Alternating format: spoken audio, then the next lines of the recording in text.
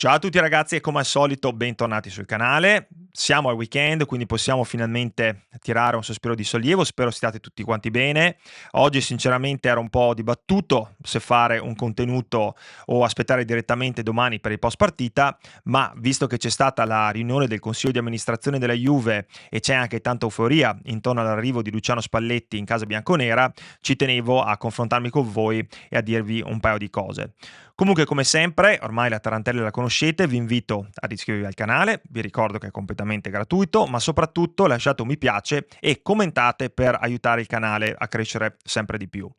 Allora, iniziamo con ordine. C'è stato il consiglio di amministrazione,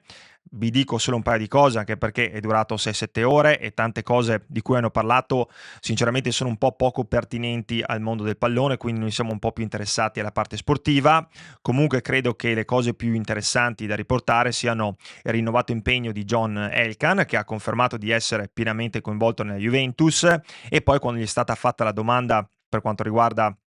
l'apertura a collaborare con alcuni nuovi azionisti come per esempio Tether, la domanda era un po' su quello, lui dice di essere completamente aperto a qualsiasi tipo di collaborazione, soprattutto quando si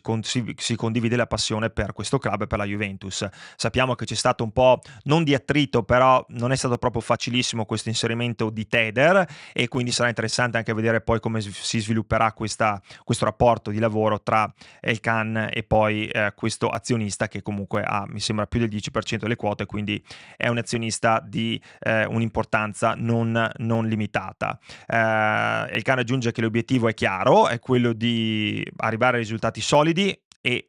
mantenere una disciplina finanziaria.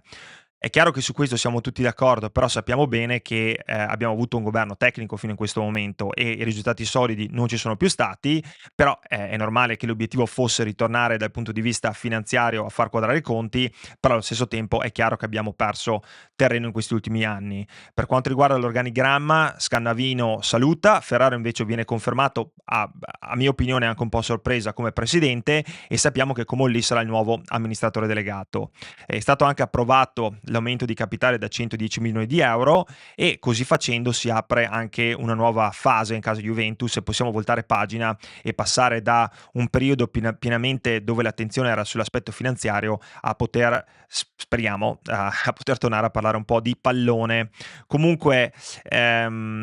questo governo tecnico che abbiamo avuto per tanti anni ha chiaramente portato, mi sembra sia una cosa anche onesta e giusta da dire, a un peggioramento dei risultati sportivi. Finalmente adesso appunto tornano persone che vengono dal mondo del calcio come Comolli, che può piacere o meno, ma comunque è una persona di esperienza e anche di appeal europeo, scusate, per quanto riguarda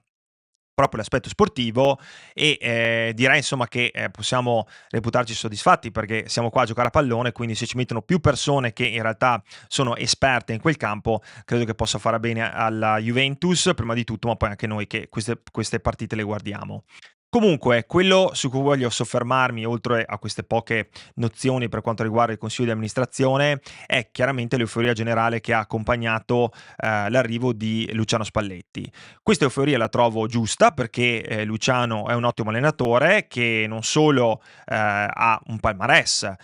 di comunque livello perché ha vinto dei campionati e delle coppe, però soprattutto perché fa giocare molto bene le sue squadre, che è un qualcosa da non sottovalutare, però credo che serva molta ma molta calma. In questi giorni, leggendo i giornali, ascoltando podcast, guardando contenuti su YouTube e cercando un po' di documentarmi, mi sembra che ci siamo già dimenticati degli ultimi 4 anni che la Juventus ha vissuto e dei risultati per l'appunto sportivi. Viviamo chiaramente in un mondo dei social che va a 1000 all'ora e ormai basta una settimana e uno diventa il salvatore della patria, perché poi è un po' questa la situazione. In una settimana uno fa 1 milione di like e diventa un influencer e allo stesso tempo noi ci accontentiamo un po' delle cose fatte e finite, le vogliamo veloci. Spalletti è sicuramente bravo, questo non credo che ci sia nessun dubbio su questa affermazione, però quando sento dire che,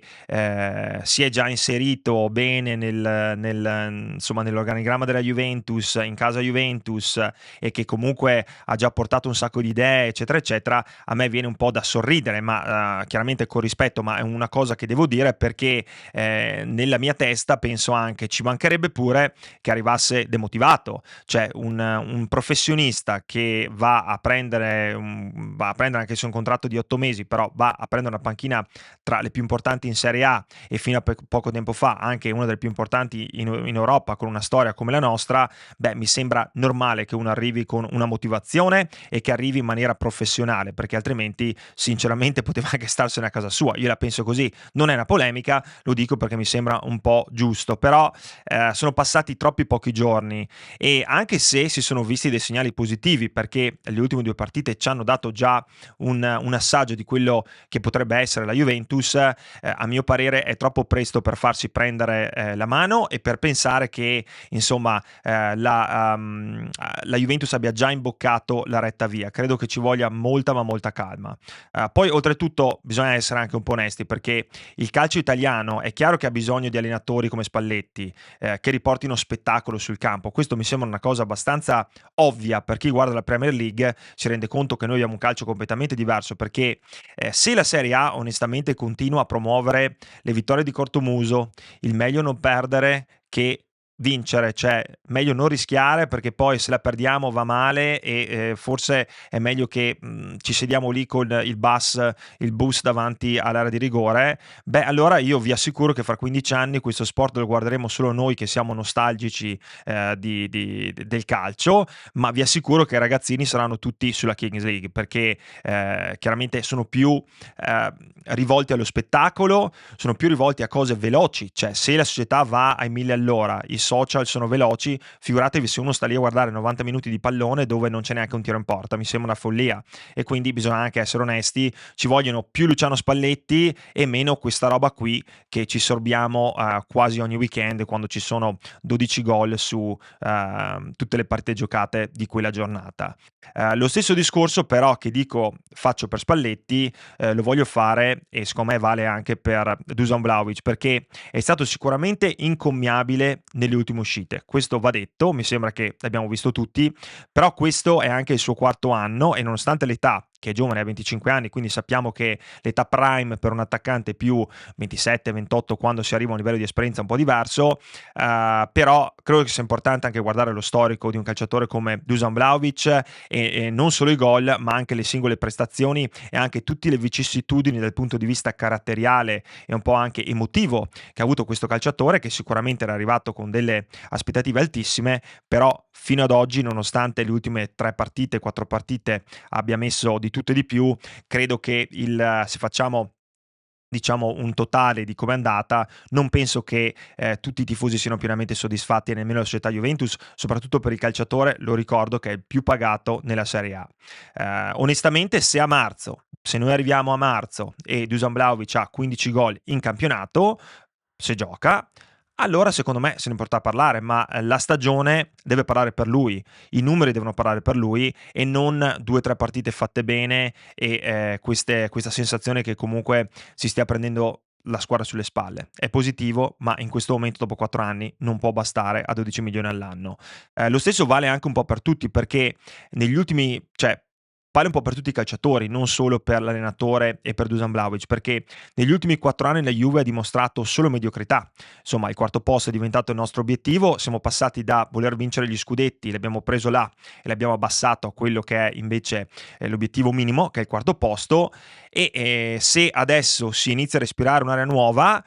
è importante godercela, questo senza dubbio, però ricordiamoci anche da dove veniamo e dai 4 anni passati che ci sta per una squadra avere dei cicli vincenti e poi dover ricostruire, però non siamo riusciti a iniziare questo percorso di ricostruzione fino ad oggi. Fino ad oggi abbiamo praticamente preso accartocciato ogni progetto che avevamo dopo 6-8 mesi perché non è funzionato niente, tranne Allegri che è stato mantenuto più a lungo anche per i problemi societari, ma a parte quello ragazzi abbiamo visto poco nulla, quindi 2 buone partite non possono cancellare 4 anni che sono stati molto difficili, nonostante io dico ci vuole calma ed equilibrio, però non possono essere cancellati. È importante mantenere i piedi per terra, essere euforici, però renderci conto che adesso fare questi proclami per riempire i giornali o eccetera mi sembra una cosa un po' errata. Adesso tutte queste analisi su Spalletti, su quello che farà eccetera, è chiaro, siamo qua, dobbiamo portare contenuti, altrimenti cosa facciamo? Però cerchiamo di essere un po' intelligenti dal punto di vista, anzi onesti dal punto di vista intellettuale. Quindi calma, equilibrio, ma soprattutto tanta obiettività. Comunque ragazzi ci sentiamo domani dopo il derby, che sarà partita difficile perché il Torino arriva da un periodo buono e quindi bisognerà stare attenti e vedere anche chi giocherà e chi non giocherà e gli acciaccati. Un bacio, come sempre forza Juve, ci sentiamo domani. Ciao.